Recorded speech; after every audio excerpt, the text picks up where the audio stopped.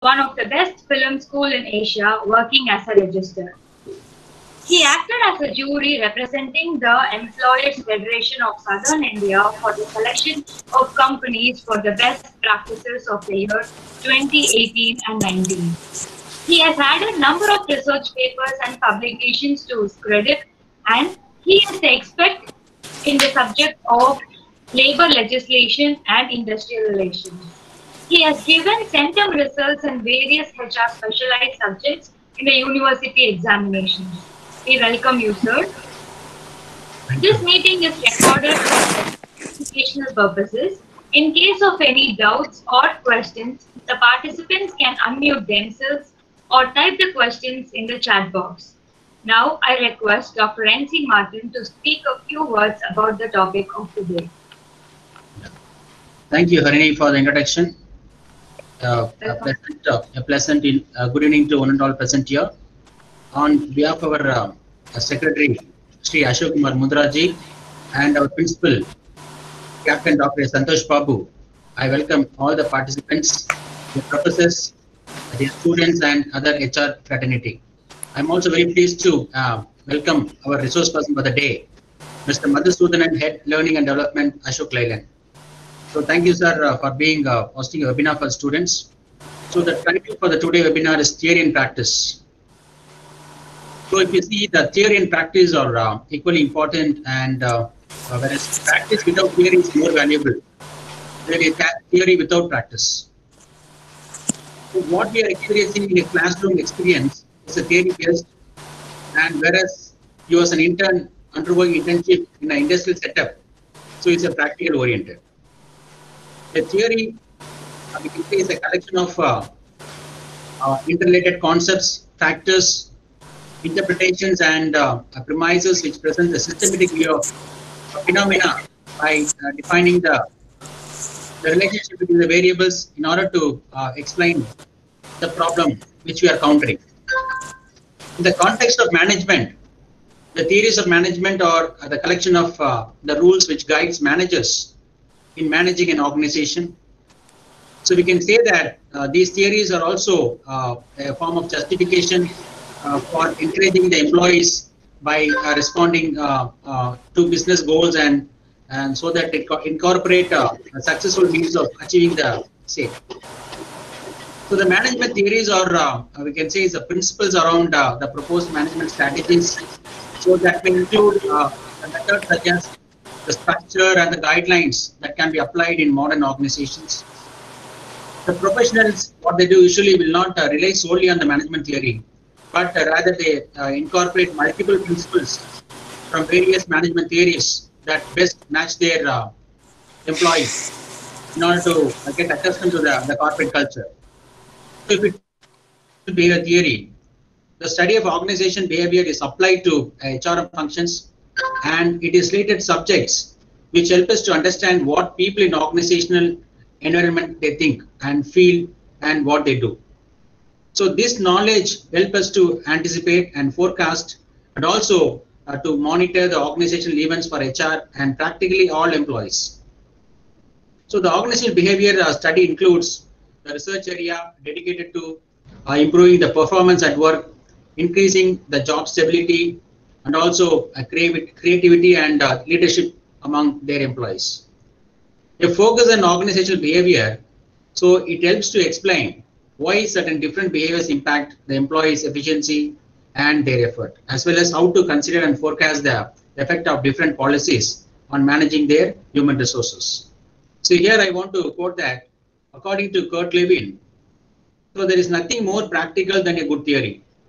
However, each theory has its own drawback. So it turns out some of the best practices contradict each other. At the same time, so there are a large number of best practices so that have shown a lead to a superior performance for the organization. So if HR executives follow the best practices correctly, so they will add a substantial value to the business and its goal. So with this, I conclude, and so thank our resource person to throw much light and his expertise and experience on the area of theory in collaborating with all his practical experiences and make the sessions very interesting. All the best. Thank you. Thanks a lot. Yeah, thank you, sir. So let me share the screen.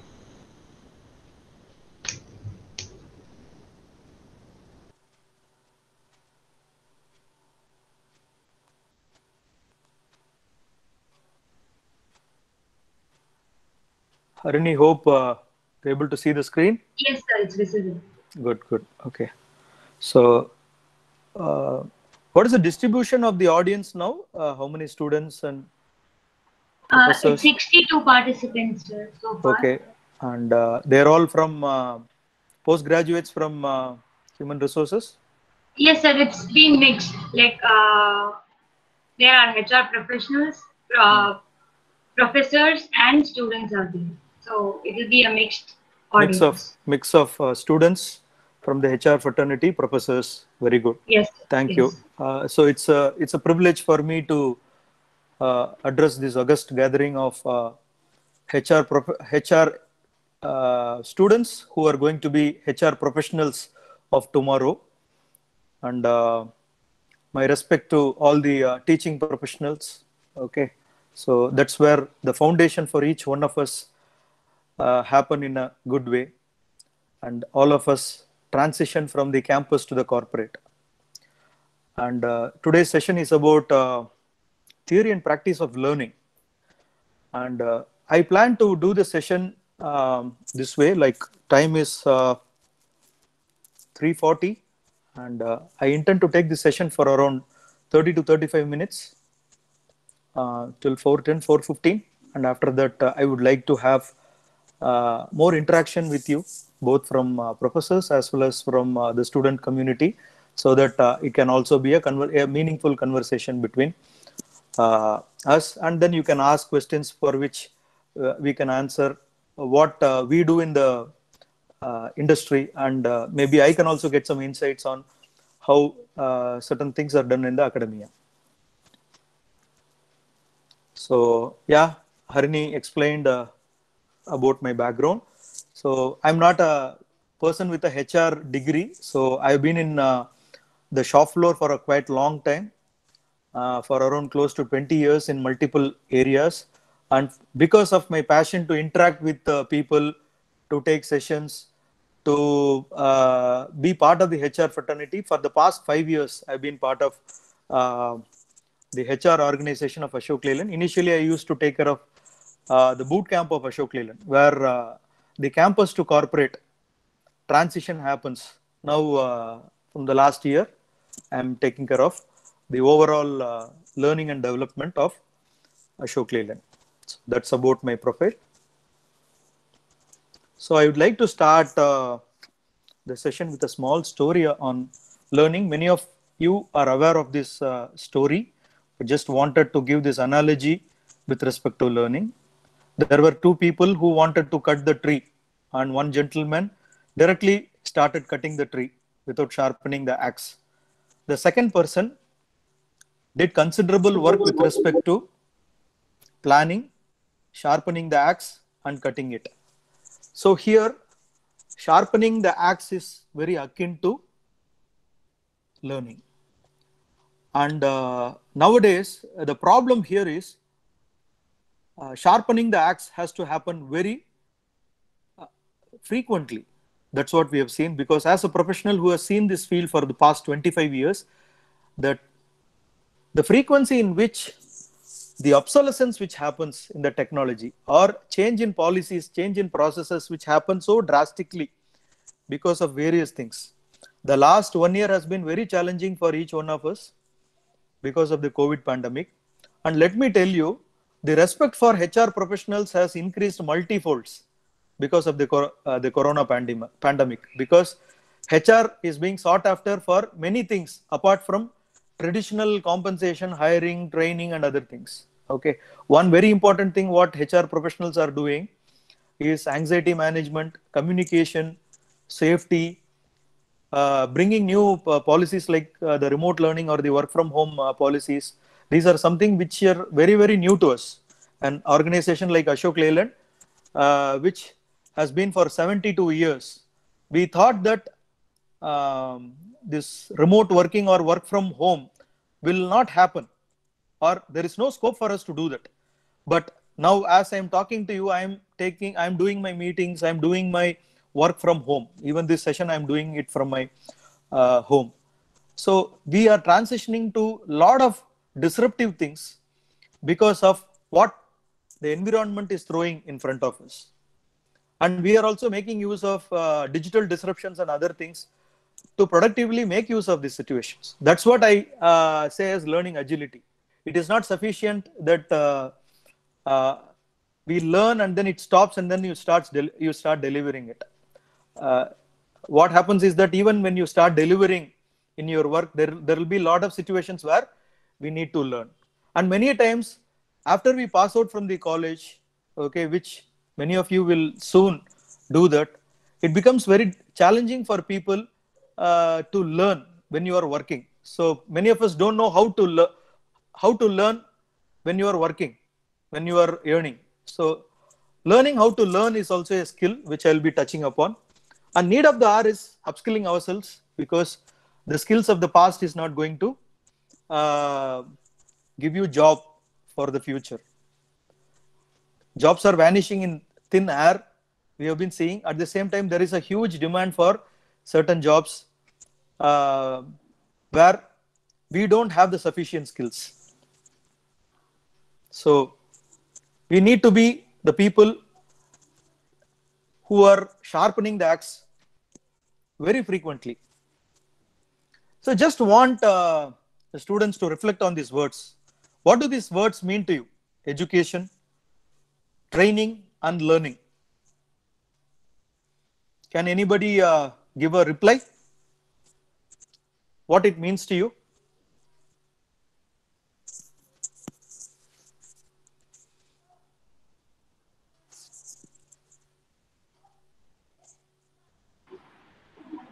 You can unmute yourself and answer, or you can type it in chat box. There is a long pause. Is it because that we are doing the session post lunch?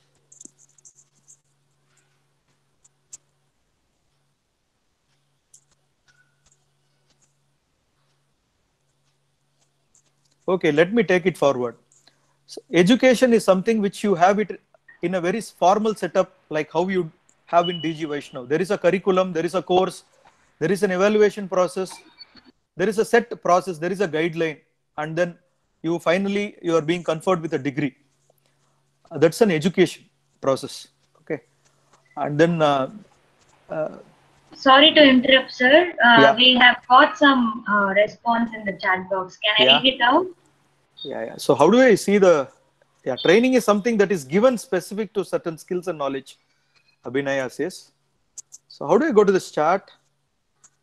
Harini? Sir, you will have an option as chat in to your right side. No, you can read it out, because I'm using an iPad. It doesn't show. Okay, I'll read it out, sir. Yeah. Jagdish says training is practical knowledge and learning is theoretical knowledge. Okay. Abhinaya says training is something that is given specific to certain skills and knowledge. Learning is a personal, which is done with individual interests. Correct. I agree with Abhinaya. Yes, very good. Yeah. Any other responses? No. Okay, good. So the end result of training and learning are almost similar, but only thing is that in learning, a person seeks learning, or the interest is taken from an individual, whereas in training, somebody is mandating a training. That's the reason 5 years before, our department was called as training and development. In corporates, many organizations use this word training and development. Okay. Slowly we have shifted and we have started using the word learning and development. We are no longer using this word training. Okay. And whether it is knowledge or skills or attitude, all the things can be done in both training as well as in learning. The only thing is that one is a push approach and the other one is a pull approach. Okay. Training centers around a teacher who is imparting the training. Okay. learning centers around a learner who seeks that knowledge. So more and more, somebody has that a passion to learn, he will learn more. And in learning, what we do is we are more personalizing the learning, and we are not giving knowledge and skills which are required for the group. Learning is something which is very highly hyper personalized for an individual. That is learning. Education is the overall framework and the system which delivers that. Okay, so that's what I wanted to tell these words. And then as you get into corporate, you need to use the word learning rather than training. Okay, we have stopped using this word training. Okay, an interesting study done by a company called Future of Work. You would have seen that even in today's budget, Nirmala Sitharaman talked about how she will be using artificial intelligence, machine learning, and other digital technologies to find out tax evaders. Okay, so we know for sure that digital technology is here to stay. Okay, and many tasks, many jobs can be automated through these digital technologies, whether it is artificial intelligence or machine learning or blockchain technology or whatever it is. So this Future of Work did a study. If you can key in the post name or the job name, so what is the risk of taking up the job? For example, a billing and a posting clerk, 96% of the job can be automated fully. Only there is a scope for 4% of automation with the current level of technology that it may not be automated, which means that somebody is pursuing to take up a job of a billing or a posting clerk, that job may not exist in the future. And somebody who is currently doing this job, they need to quickly learn certain new skills and switch over the job. So you can just go and key in for HR professionals. You can put for various jobs, professors, and for various tasks you can put. And then there is some considerable amount of the job which is taken away by the robots. And this is a reality. Okay. Now we find a contradicting scenario with respect to sales engineers. Okay, sales engineers, whether they sell products or they sell solutions, we find that a sales engineer's job can't be replaced by artificial intelligence and robots, and there is a little chance of this occupation being replaced because there is high amount of human interaction, negotiation, and conversion of a cold call to a prospect and finally a sale. So a perspective of a sales engineer is much better than a billing clerk. So you can just go to Future of Work website and keep checking the jobs which you are aspiring to take up.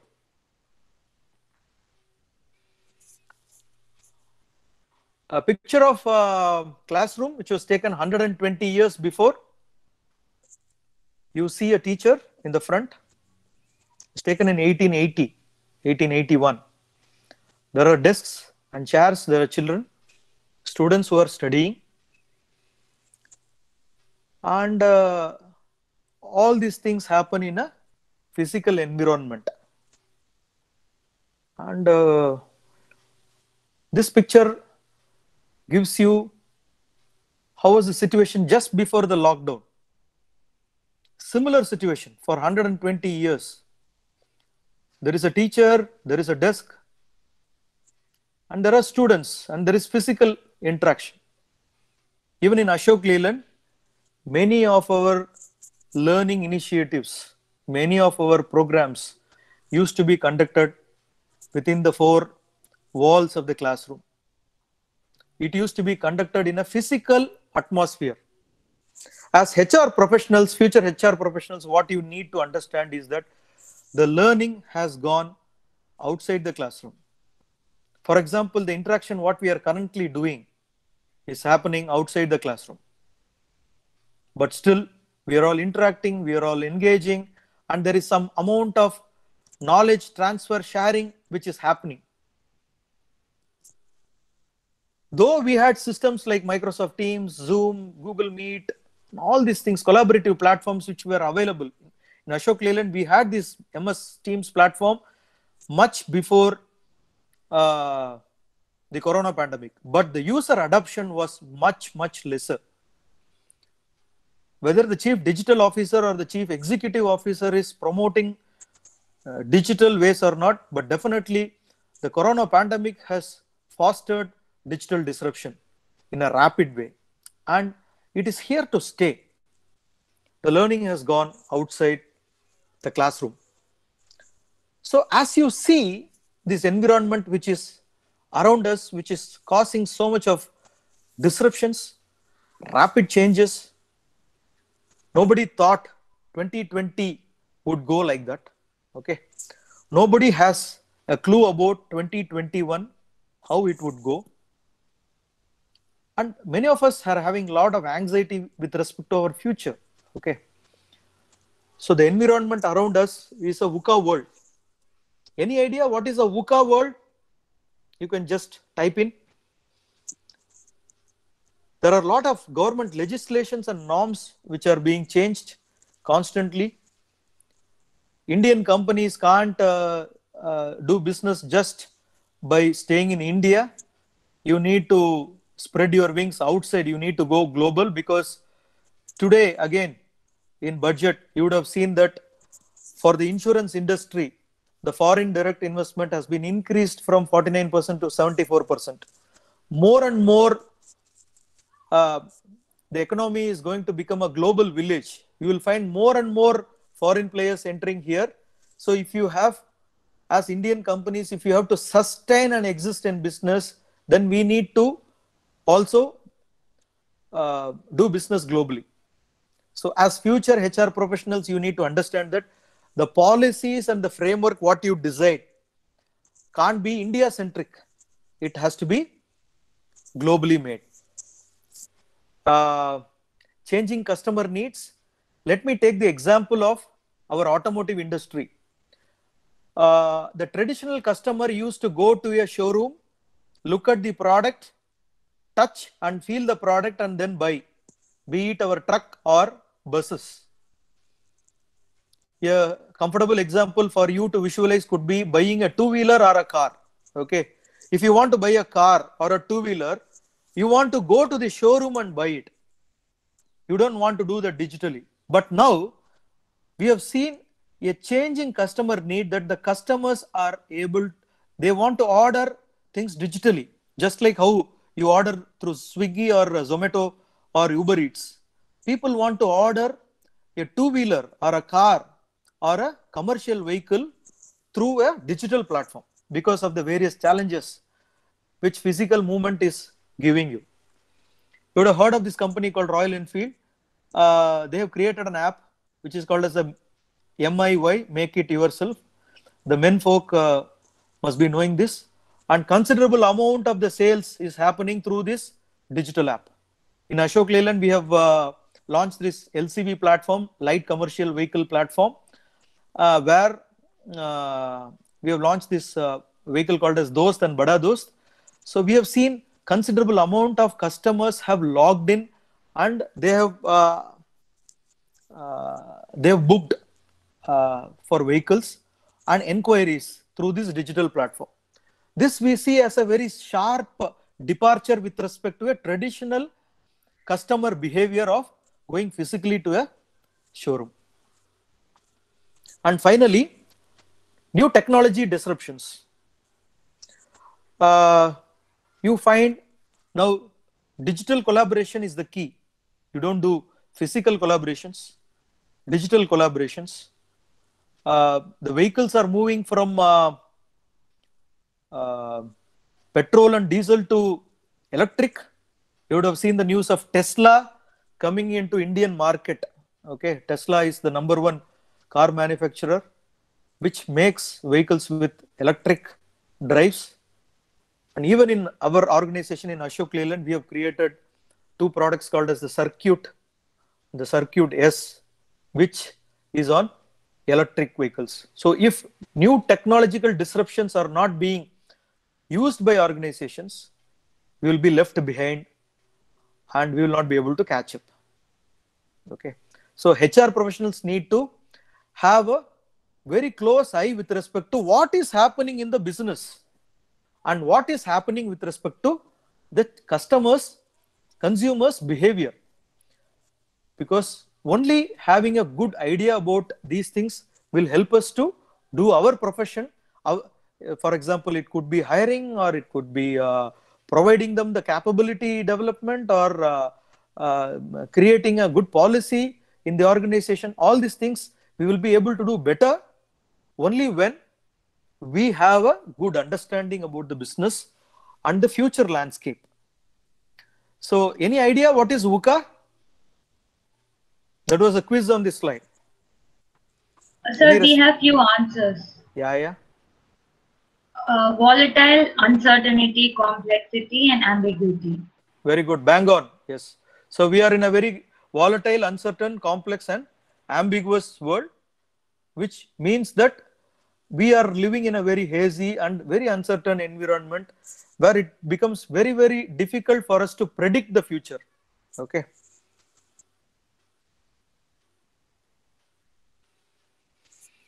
So coming to the topic on theory and practice of learning, we are slowly moving away from this word training. Okay. Training is imparted to a group, learning is centralized to an individual. Training is more of a push approach and learning is more of a pull approach. The half-life of knowledge is gradually reducing. We talked about this because it is akin to sharpening the axe. Very frequently we need to sharpen the axe, which is very frequently we need to upgrade our knowledge and skills to stay relevant in this industry. You could be an HR veteran. You could have passed out from a very premier college, but if you are not keeping abreast of times, then we will be left behind. Different delivery methods have started being used. Apart from the tried and tested classroom method, we are doing this virtually interactive training programs. We have anytime, anywhere programs. We have MOOC. There are multiple programs. Even there are scenario-based, role-play-based, gamified solutions. There are multiple ways of imparting learning to individuals because engaging the learner is the key. Because if somebody is in the classroom, you know, if somebody is drifting apart, you know that so-and-so is drifting apart. Somebody has put the put their Google Meet on audio mute and video mute. You never know whether the person is attentive or not. So we are researching and working out various methodologies on how to have new ways and means of engaging people.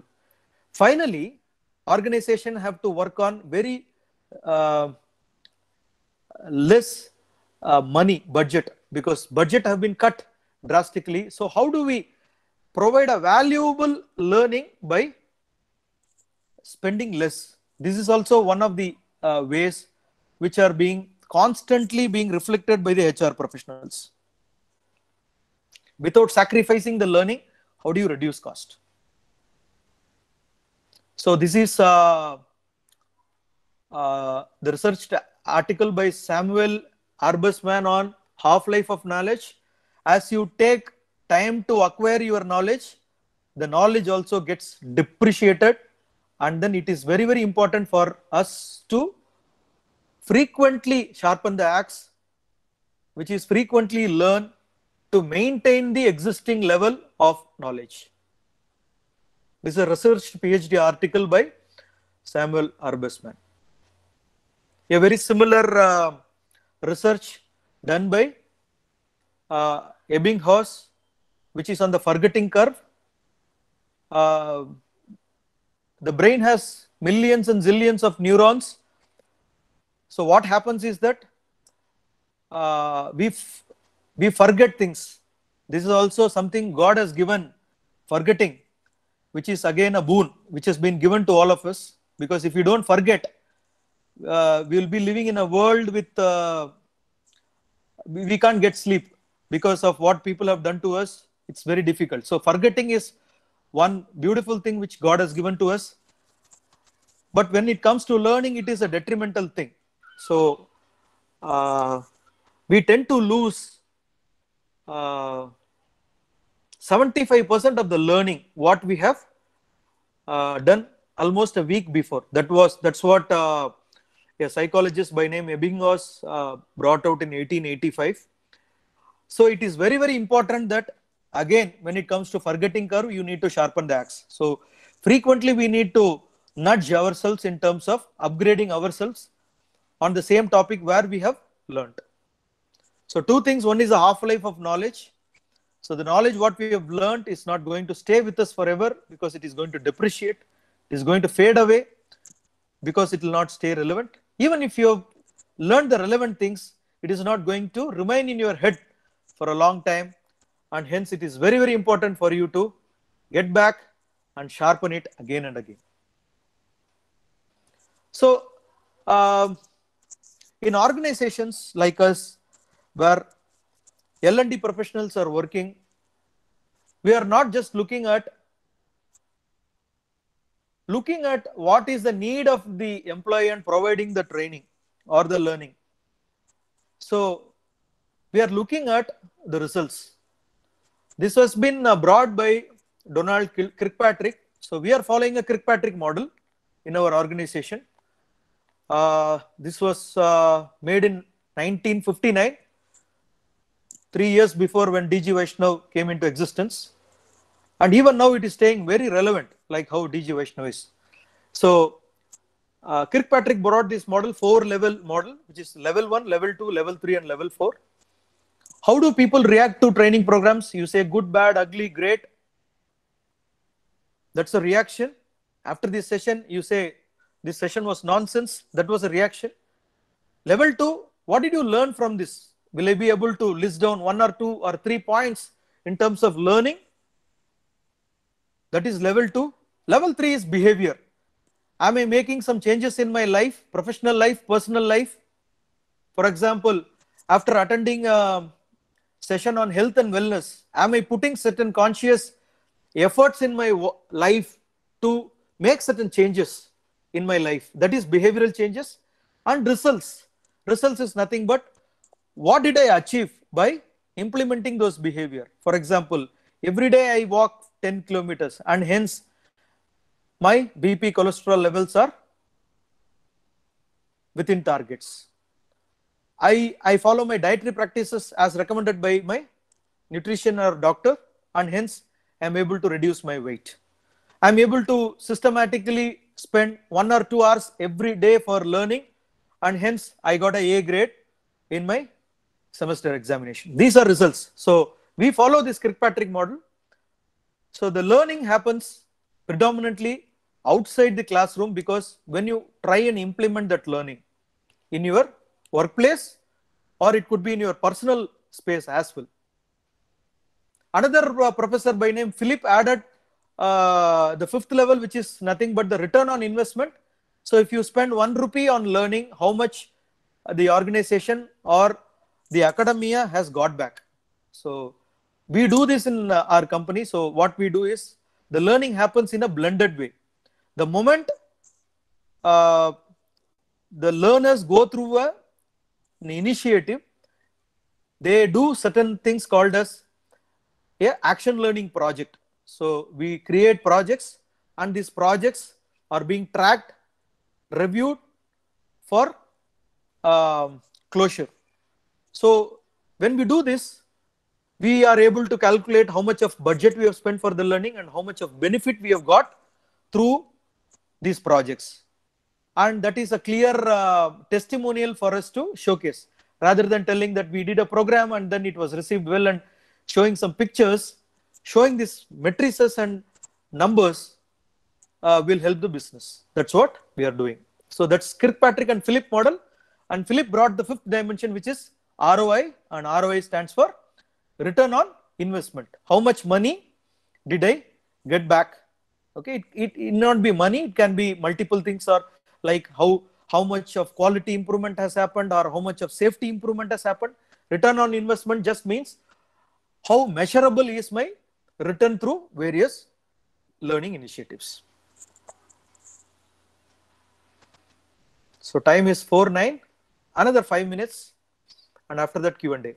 So there is a famous 70-20-10 model where it indicates that 10% of the learning happens within the classroom or interactions like this, and 20% of the learning happens between the peers, which is a social learning. Organizations are using collaboration platforms like SAP Jam or Yammer. These are like Facebook of the company. Okay, so though Facebook is not allowed inside the organization, we are promoting a Facebook kind of a culture through a platform which is very similar to Facebook. Say for example Yammer or SAP Jam. These are some tools where people are able to interact between each other within the organization. Okay, so this is the social learning. When you discuss with your peers about something, that is a social learning. That is more than what you learn in the classroom. And 70% of the learning happens by doing. That is action learning, which I talked about. By doing projects, by doing work, on the job work. Okay. So 90% of the learning happens outside the classroom. So what companies like us, we are trying to adapt to accelerate learning, especially among millennials. Millennials are the people who are born, who are in the age group of your age group, around 20-22, and attention deficiency is very high, and they need quick results. So we have introduced something called as bite-sized learning. In Ashok Leyland, somebody can take up a learning in 5 minutes. So there is a small videography which has been made, very similar to YouTube, and you can learn about certain things like design thinking or innovation or collaboration or certain technical things in 5 minutes. Okay, and if you're interested, you can increase it from 5 minutes to 15 minutes to a full-fledged course which goes for 6 to 8 weeks of time. Okay. Peer review, which I talked about. We believe in peer reviewing, and there are many collaborative platforms, both which we are using as a learning management system, as well as the learning systems like Coursera, which allows people to do peer reviewing. For example, if people who have done courses in Coursera, you know that you need to do a assignment and then you need to review the work of somebody who has done on the same course who is in some other part of the world. Okay. Self-paced, again, the learning has come to the mobile phone. It is seen that 46% of the college students, they want to attend to sessions or do their work through mobile, and they want to do it at their own pace. And that's where self-paced learning comes, or anytime, anywhere learning, because somebody is a morning person, somebody is a night person. And when it comes to learning, it is about hyper-personalization. Okay, it becomes practically difficult for you to do such interactive sessions more in number. So you create an inventory of learning, and people can go and consume the content like how you consume YouTube on learning. So we have created our own portal systems where people can go and learn at their own pace.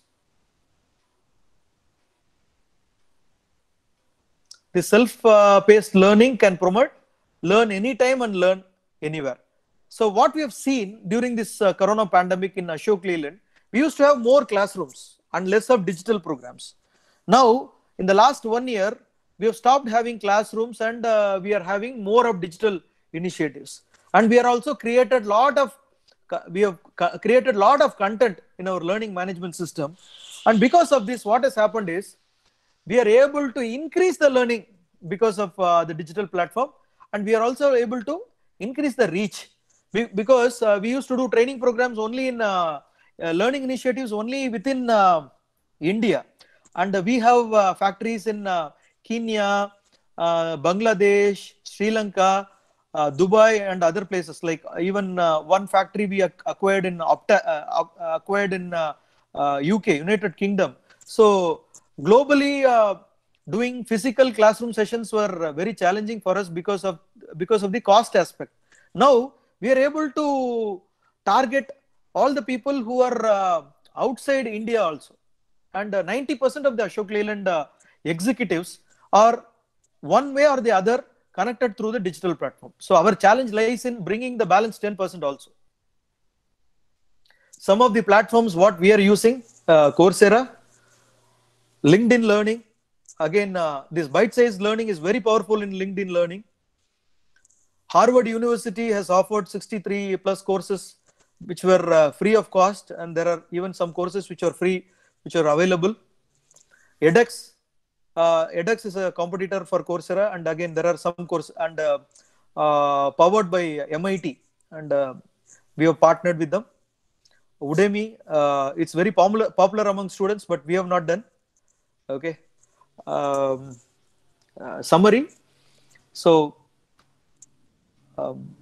we talked about the theory part of the learning, which is the foundational thing, which is from the Ebbinghaus, from the Samuel model, from the Donald Kirkpatrick and the Philip model. Okay, that remains the same. Surprisingly, theory of learning has not changed, but the practice of learning has completely leapfrogged into a digital mode, and we are able to reinforce the learning to avoid that forgetting curve through various techniques, through various nudging strategies, and we are giving more importance to future skills because current skills are slowly becoming irrelevant, and moving this from training to learning, where putting the responsibility in the hands of the learner and then enable the learner to take up learning and democratize this and hyper personalize this. That's what we are doing in Ashok Leyland.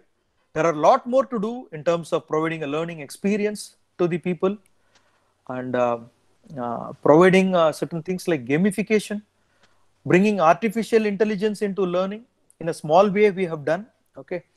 For example, you don't have to ask a particular executive in Ashok Leyland to give you a salary slip or a Form 16. There is a chatbot which we have created. So just by asking the chatbot will be able to give you a salary slip or give a Form 16 or apply even a leave for you. So we are slowly moving the transactional activities to a digital mode, so that HR professionals can be spending their energy on bringing this human touch, because this human touch the digital can't bring it, and then working on certain strategic things. Okay, so time is 4:17. I park here, and thanks for the opportunity. Now I leave it open to the audience for your question.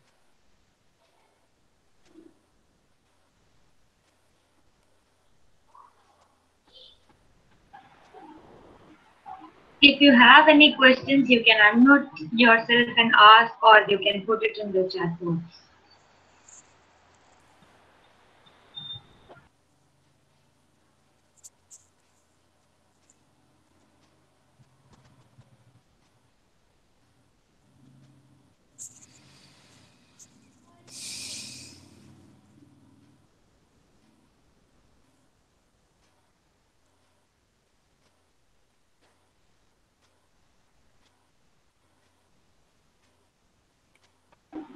Sir, we have got a question.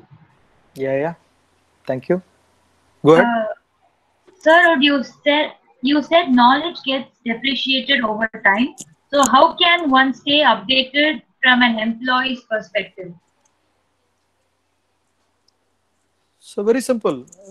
You learn, then you realize that what you have learned has become irrelevant or not sufficient, then you need to unlearn and then relearn. Keep sharpening the axe. And in fact, you need to know what sort of person you are. How do you learn? Are you good at micro learning, or learning through certification, or learning from friends? You need to know what sort of person you are, and then you need to use the technique to learn. Personally, let me tell you what I do. Every day I walk 10 kilometers, and then whenever I walk, I make it a point that I listen to few videos. Okay, I am good at auditory learning. Okay, I can't sit and listen to a session for 1 hour, 2 hours. So, LinkedIn learning has been like, you'll be able to learn through the auditory mode, or even Coursera. There are a lot of things which you can do through audio mode. That's what I do. Okay, but you need to decide what sort of person you are. Okay, are you a visual person or an audio based person? You need to find out ways and means to find out that sweet spot and then learn. And start with at least 10 minutes per day on learning on any new topic. For example, somebody asked a question, what is blockchain technology? Okay, you can say, happily you can say, I don't know the answer. You can come back, and then you can just Google it and find out. There are tons and tons of videos on blockchain technology. So YouTube is a wonderful medium. Wherever we find that we are drifting away on certain things, mobile phone and the same apps can be used for learning as well. Yeah. Can you read out the other questions? Yes, sir. How to make employees engage in digital learning? Okay. So the moment we say learning, it's like pull approach. Okay. And then and it will not work out if you have if I prescribe a particular course to an employee. Say you have to do this strategic human resource management. You have to do a course on compensation and benefits. You have to do a course on performance management. Okay, it doesn't work that way, because the moment something is being prescribed and mandated to an individual, then the human mind thinks to resist that. So one way of engaging people is to have a good content base and then allow the learner to choose from that. Okay. And what we also do in Ashok Leyland in terms of promoting the learner is that we reward and recognize the learner. For example, if somebody has done a certified course on course, we make a nice poster with the learning what that person had, and then it goes to all the mailboxes of Ashok Leyland. And the person is also given with one more certified course on that on a different topic which a person can take up.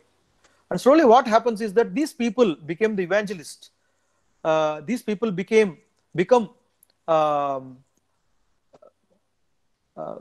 people who can influence the other learners who are not willing to learn. But in a multi-generational workforce where you have people ranging from 20s to 50s, having the digital skills is also very important. So there are many for example, I was not knowing how to use Google Meet. So it's very, very mandatory for people to have digital skills on each and every level. You can't say that I'm in a very strategic level. I don't need to do digital skills. So it is also very, very important for the organization to impart digital skills, so that there is an interest level amongst the employee to take up digital learning. So 3 things. One is democratize the learning. Don't be prescriptive. Second, reward the early birds and then make them your influencers and evangelists. And third is if there is an entry barrier or an inertia to take up digital learning because you are not knowing how to do that, then impart those skills so that they will be able to come to the platform.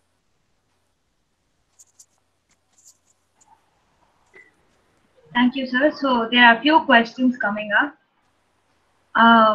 The question is, as a HR professional, we work with people. What are the skills that an HR must be updated technically? So actually, HR professional, so with all this digital disruption happening, one key focus for HR professional is that you need to be having the human touch. You need to stay connected. You need to have that network. That is very, very key for a HR professional. Okay. Second is communication. Communication is the key. Okay. Many people like to do good communication of good news, but many times we don't want to do the communication of the bad news. So especially during COVID times, we over communicated because the anxiety levels of the people were more. So communication is the key. Networking and connected with the business is the key. If these two things are there, then as a HR professional, you will be able to understand the business needs well, and then design the work, be it hiring or be it learning, or being it performance management, or be it various policies or various compensation or other things can be done very easily if you are doing these two things very efficiently. Collaborate with business and communicate more with people and maintain that network. Very key. Thank you, sir. So the next question is, how relevant is the 70-20-10 model in the internet age?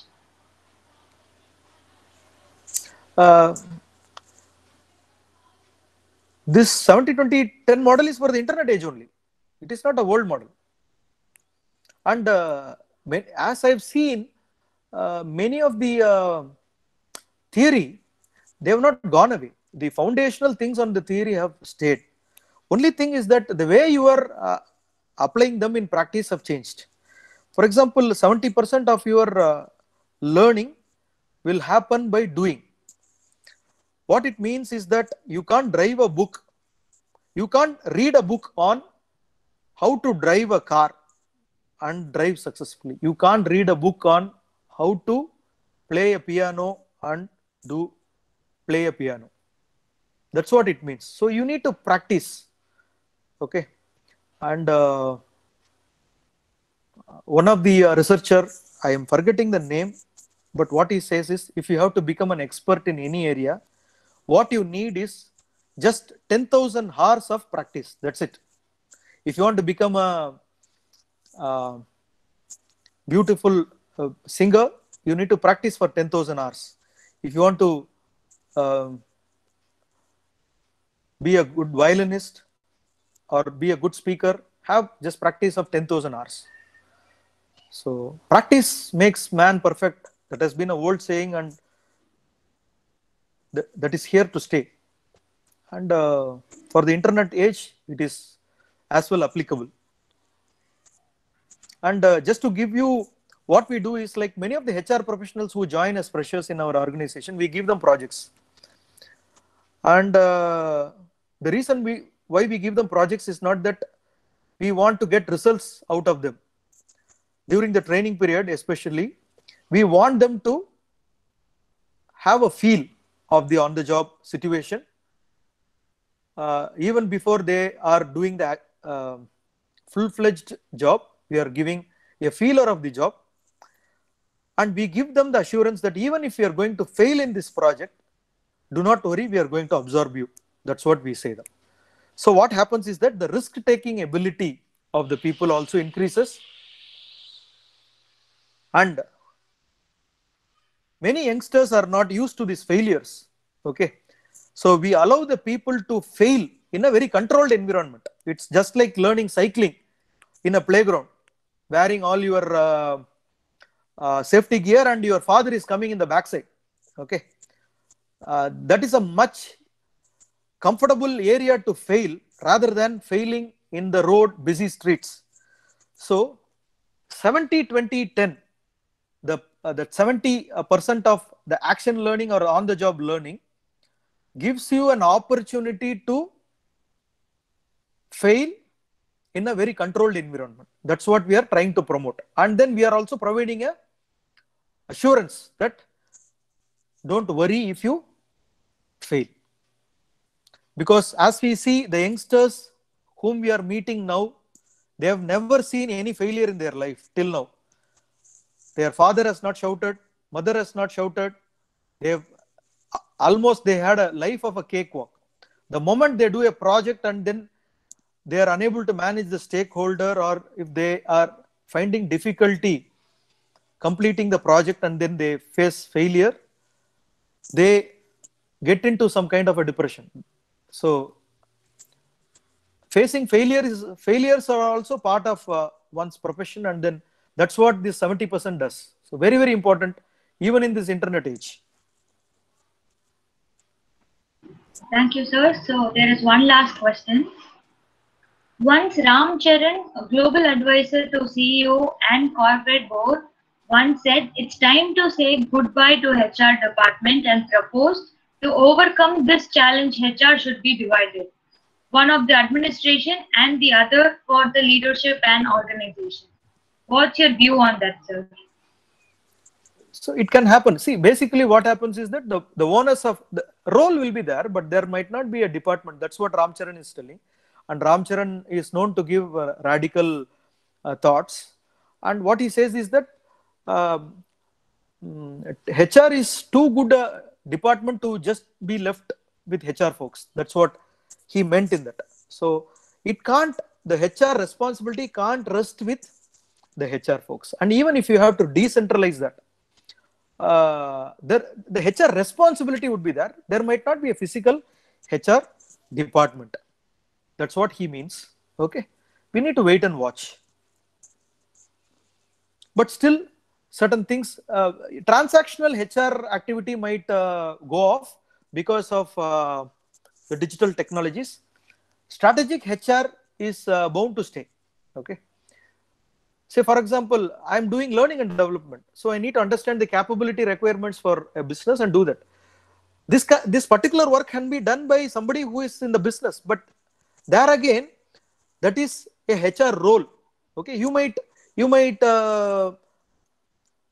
disintegrate a HR department, but eventually those roles have to be played by people who are in the business. That's what Ram Charan has meant.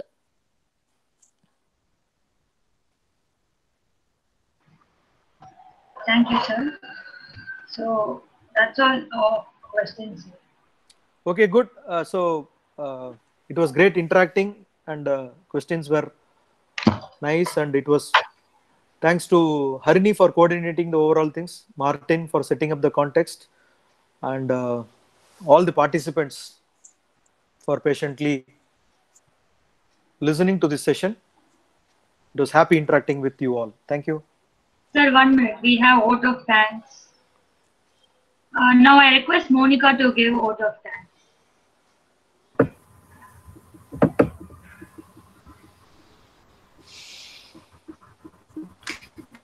Thank you, Harini. So in theory and practice are the same.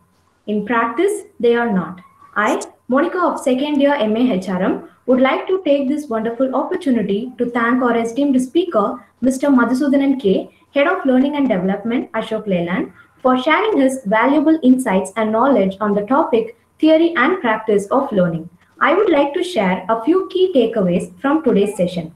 We saw the evolution of training and development, which is transformed into learning and development in today's corporate world. Also, we saw about the upskilling capabilities and its significance. Disruptions should be optimized productively. 70% of learning happens only by implementing and practicing it.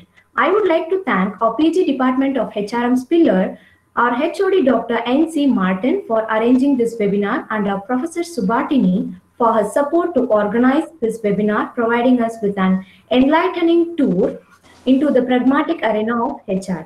Finally, I extend my gratitude to participants from various professions and students. Kindly fill up the feedback form which is provided in the chat box below with your name and email ID. Thank you all. Have a great day.